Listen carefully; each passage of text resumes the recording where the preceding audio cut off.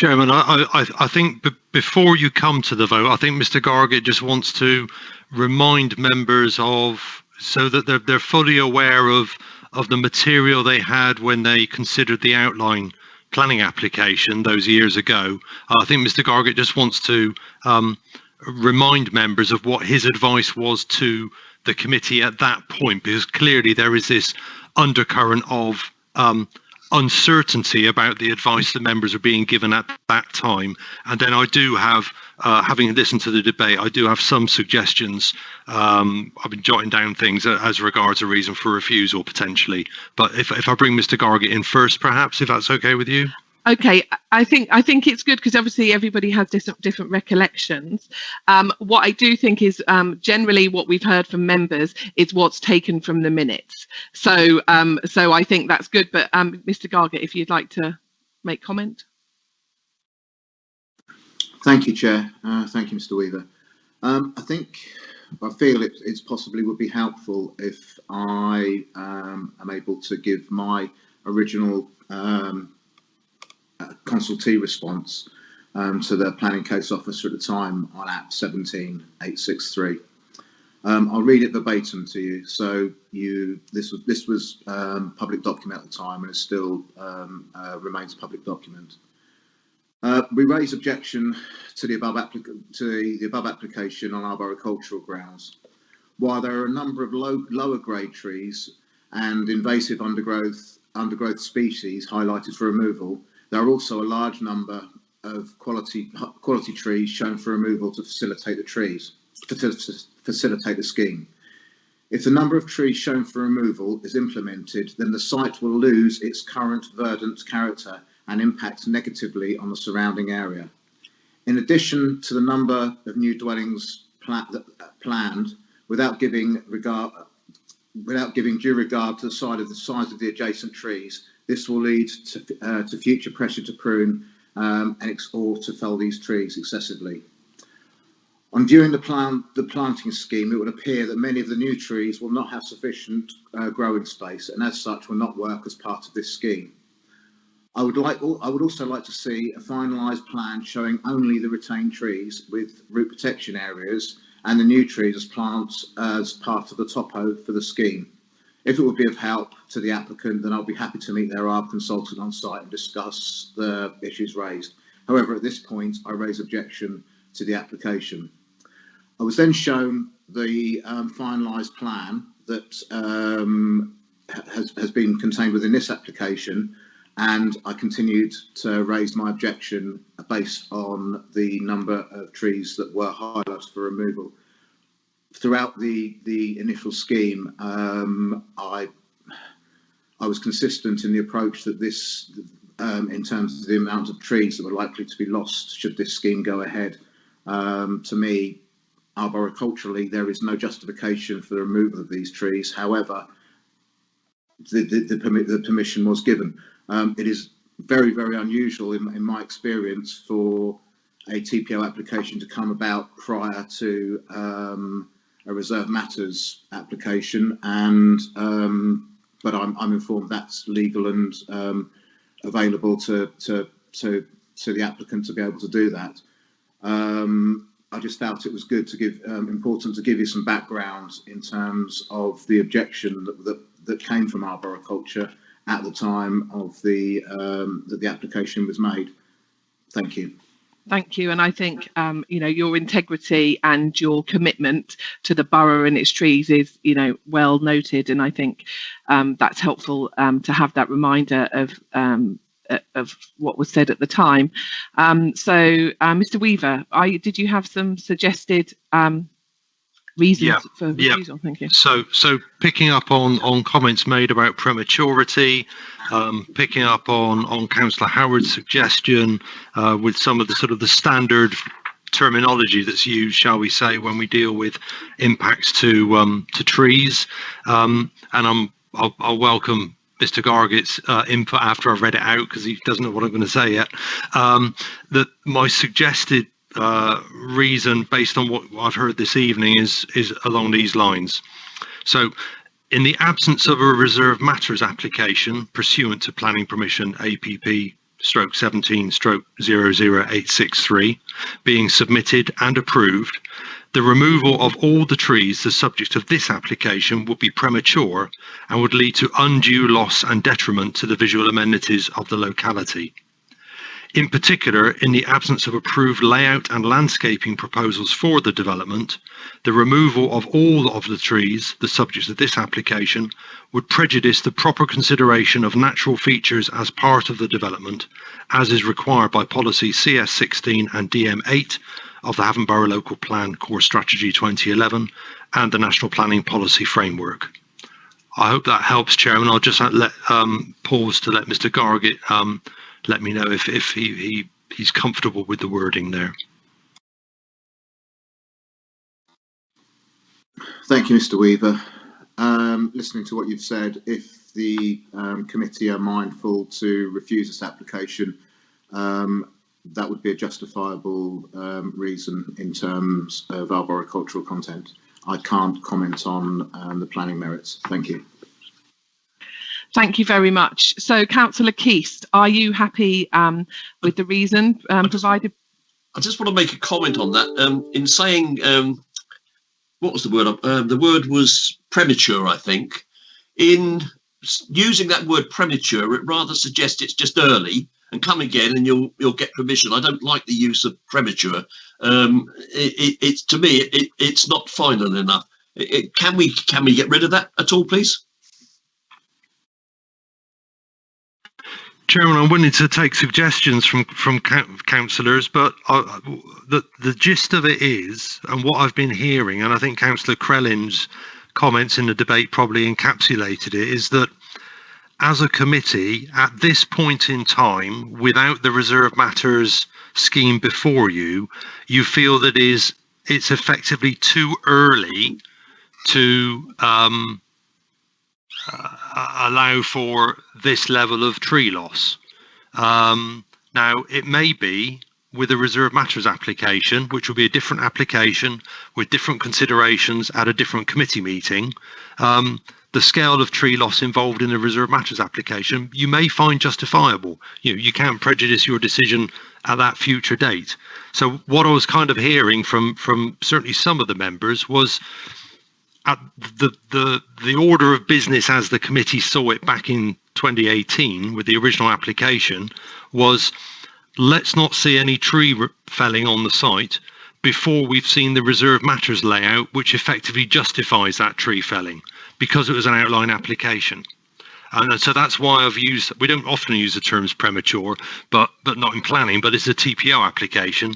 And that's why I thought premature was an appropriate word to use, but it's your reasons for refusal, members. So if you have an alternative, then obviously do come forward.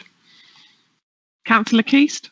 I'm just concerned that it leaves the door open. I think members overall tonight do not want to see the trees removed, and they're not going to want to see them moved at any stage. So therefore, premature is not premature. They don't want it to happen. I know, but Councillor Keast, we've heard from officers that outline permission has been granted, and so and during that application process, it was made clear that some trees were likely to be lost, and so I don't believe it's within our gift, and I will check with officers to say they can never be lost, because we don't know the merits of a future application. So is that correct? Have I understood that correctly, Mr. Weaver? That we can't say never, because then that would get, if that went to appeal, then they're going to say you can't possibly say that, and therefore it wouldn't be, something that could stand up. Yeah, I think, as I say, I think the position is that the members at the time of that original meeting, and I've actually pulled up the report of that meeting. And one paragraph in particular which strikes me is that it says that, and this is in the body of the officer report, the development management officer's report, it says the proposed number of units on the site would require the removal of a large number of trees across the whole site, including several original parkland trees. The council's tree officer has been consulted and carried out a detailed visit of the site. The tree officer raised an objection to the scheme on arboricultural grounds, the reason being that if the number of trees shown for removal is implemented, then the site will lose its current verdant character and impact negatively on the surrounding area. In addition to this, a number of the new dwellings are planned without giving due regard to the size of adjacent trees. This will lead to future pressure to excessively prune or fell these trees. It would also appear that many of the new trees will not have sufficient growing space and as such will not work as part of the scheme.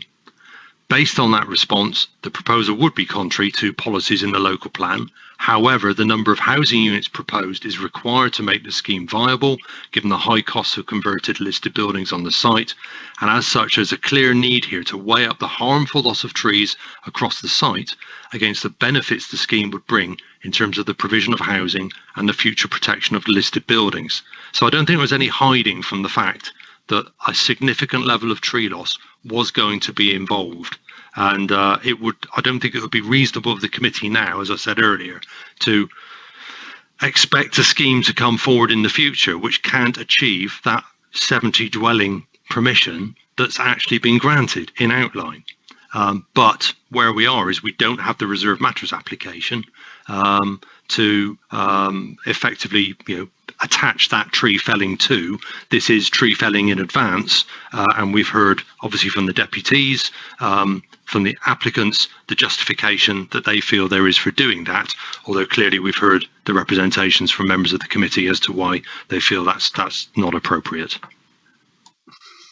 Councillor Keast. No, I just feel we're not killing the matter dead, but I mean, I'm listening to what Mr. Weaver is saying, and I can't disagree or agree with him, I'm afraid. Councillor Howard. Thank you, Madam Chair. I kind of agree with Councillor Keast. I think it is a bit woolly. I think we ought to try and tighten up a little bit. And I'm still quite adamant that R152, the trees are a significant feature of the local landscape, and they should be preserved, and not under threat even in the future. So I don't know. I'm willing to have some guidance on this, but yeah, I think guidance would be good about what could happen on the future. So if the reason for refusal included what Councillor Howard and Councillor Keast desire, which is this I guess more permanency in the language, what could happen? So say, for example, this fails tomorrow. Could the applicant put another application in tomorrow? What does the law allow? If I could respond to that, Councillor. The applicant can submit as many applications as they wish. We can't prevent them coming in unless there has been a dismissed appeal within a very short period in advance of that, and we are not in that situation. Therefore, we have to consider all applications that come in before the local planning authority. Okay. At the moment, we're in a situation, as I said in my original comments, that this is not the usual order of work, but we do have to determine this TPO application that's before us. You could, in a reason for refusal, as Mr. Weaver has already said, say that it is premature to consider the loss of all these trees ahead of a reserve matters application. I would not advise you to go down the route of saying that there would in the future be no felling, because you already have an outline permission on this site, and it is clear from the officer's report, as read out by Mr. Weaver, that tree felling was expected. Chairman, could I come in? But yes, it's just a case of the quantum of that, which has not yet been decided by a reserve matters application. Okay, thank you. Councillor Crellin. Thank you, Julie. Thank you, Claire. Chairman. Yes, I mean, as I envisaged with the original refusal, the prematurity of it and so forth, if we eventually got a reserve matters, we may be able to save some of the trees. We can't go completely against what was already given 2 years ago. I know that, the appeal inspector would know that. So what we need to do, and what I feel that we can do, is possibly on looking at the reserve matters, maybe save some of these trees. And I think that's our only opportunity. I really do not think you cannot say no trees down because it's already been given. Thank you, Chairman. Councillor Patel, did you have anything to add? I noted you unmuted. Yeah, thank you, Chair. Just to say, I mean, in the original approval, there were conditions, and those conditions have not been met. And I also agree with Councillor Keats and Councillor Howard.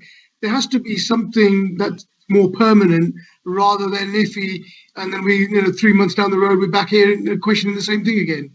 Okay. So I think where we are, and if you give me this minute, Councillor Keats, I feel like we've kind of exhausted this debate, but what I'd like to do is to go back to the proposer who would like to reconfirm what their proposal is.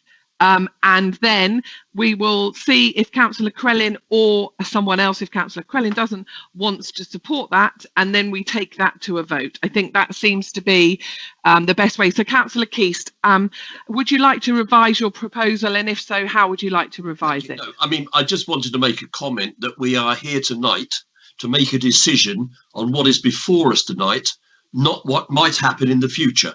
Yeah. And I think it's important that we remember that because talking about what's going to come in the future, we don't know what's going to come in the future. There may be a revised application with fewer units, fewer trees going, which we may find acceptable. So I think we need to just concentrate on tonight in making the decision. And that's all I really have to add. Okay, and so that is tonight. We have a TPO application in front of us. So just for clarification, would you like? I think it would be good to get Mr. Weaver to read out the reasons for refusal, just so that you can check that is your proposal or not, or whether it's something slightly different, and then we'll just clarify if Councillor Crellin is in support of that proposal, and if she is, then I think we are at a position where we can take that proposal to a vote. So, Mr. Weaver, would you be able to reread what's been said? Certainly, Chairman. So the suggestion that I gave, and I know there's been conversation about the precise words used, but I'll reread what I proposed before. In the absence of a reserve matters application pursuant to planning permission APP 17-00863 being submitted and approved, the removal of all of the trees the subject of this application would be premature and would lead to undue loss and detriment to the visual amenities of the locality. In particular, in the absence of approved layout and landscaping proposals for the development, the removal of all of the trees the subject of this application would prejudice the proper consideration of natural features as part of the development, as is required by policies CS16 and DM8 of the Havant Borough Local Plan Core Strategy 2011 and the National Planning Policy Framework. Thank you. Councillor Keast. Yeah, does anybody want to add on the loss of habitat for the bats? Because I thought that was quite important. I don't know whether any other members feel the same, or does Pam feel that way? Well, I haven't got a problem with bats, except I don't like them. I've watched too many vampire films as a teenager. Yeah, I'm quite happy to support what Steve has said, and if Councillor Keast is happy to sort of go forward, then I will happily second it. Okay. I would like something, Stephen, if we just work a bit in about the bats, because I thought Mr. Knight's presentation was very, very topical and very important for us to understand. Chairman, I think I need some assistance, probably from either Ms. Mancy or Mr. Garrett here. It's a TPO application, so impact on protected species. Not being somebody who deals with TPO applications normally, I'm not sure whether that can play into a reason for refusal or not. Thank you, Mr. Weeks. Sorry, Ms. Mancy, you crack on. Yeah, I was going to advise against it. It is not pertinent to a tree preservation order application, and in any event, the disturbance of any potential roosts that may be there would be covered by other legislation. Okay. That's absolutely. Sorry, can I just yeah, thank you, Mr. Gargett. Thank you for that. Thank you for that explanation. Thank you. Mr. Gargett, did you have anything to add? Sorry. Just purely that the Wildlife and Countryside Act would cover protected species within the UK, it's not a material consideration when determining a TPO application, and as such, we wouldn't be able to put that as a reason, although it is a very valid reason, and protecting habitat is hugely important. And I totally agree with Councillor Keast on the importance of bat habitat on that site. It's just unfortunate that in this instance, it being a TPO application, we couldn't actually cite it as a reason for refusal. We would have to put, if we were to permit, we would put a condition on that works are undertaken in line with the Wildlife and Countryside Act. Thank you. Okay. Thank you. I'm sorry, I have another question. Are we able to ask that if any change to this TPO or application for change to this TPO is made, it comes back to committee? Yes. Yeah, it can be requested it can be a councillor request. We can't in this meeting unless legal are able to offer an alternative view. My understanding is that each TPO application comes in and is judged on its own merits. It can be called into DMC by councillors, and it can be called into DMC by head of service and also by our director Simon. Okay. But I don't believe we can actually condition any future TPO applications to be heard Okay. at this DMC. Thank you. Okay. Could I ask Democratic Services to make a note in the minutes, please, that it is the desire of this committee that any applications, clearly whilst not binding, any applications relating to this TPO, where possible or is desired to come back to DMC. Is that possible, Holly? Yeah, I've made a note of that now. Thank you very much. So it has been proposed and seconded to refuse application APP 20-00757. Before I take a vote, could officers please re-clarify the reasons for refusal?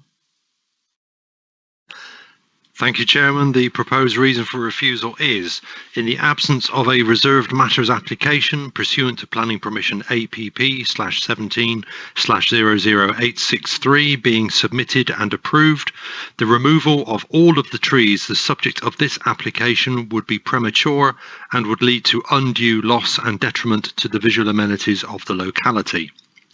In particular, in the absence of approved layout and landscaping proposals for the development, the removal of all of the trees the subject of this application would prejudice the proper consideration of natural features as part of the development, as is required by policies CS16 and DM8 of the Havant Borough Local Plan Core Strategy 2011 and the National Planning Policy Framework.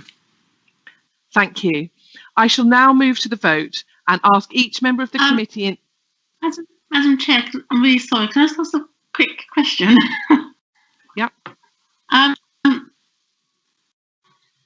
Does that mean that the trees that are there that are of historic importance will not be able to be touched or felled without it coming back to the planning committee? Yeah. So that's what we want, but unfortunately, we can't put that blanket condition, is what officers have just said. What we are able to do is when an application comes in, which it will have to come in, councillors can bring it to committee and therefore it can be seen at DMC. I believe that is what the officers just said. Okay, that's fine. I just wanted can we just check? Okay, can we just check? Have I understood that correctly? Yes, Chair, you've understood correctly. Thank you. Okay. Chairman, I'd also say that any reserved matters application, because this is a site which is in your emerging local plan, not in your existing local plan, any reserved matters application would come before members for consideration automatically as well. So Jamie's referred to future TPO applications, but any ensuing reserved matters application, we heard from Mr. Thomas that they are intending to submit one in the new year. That will come before you for determination automatically. Brilliant. Thank you very much. That's lovely. Thank you. Okay, so I shall now move to the vote. and I shall ask each member of the committee in turn whether they are for, against, or wish to abstain. I am voting for. Councillor Crellin. For, Madam Chairman, thank you. Councillor Lowe. For. Thank you. Councillor Keast. For. Thank you. Councillor Patel. For, Madam Chair, thank you. Thank you. Councillor Howard. For. Thank you. Mrs. Shimbart. For. Thank you. Miss Weaver, could you please read out the results of the vote? Thank you, Chairman. That was a unanimous decision. It's for.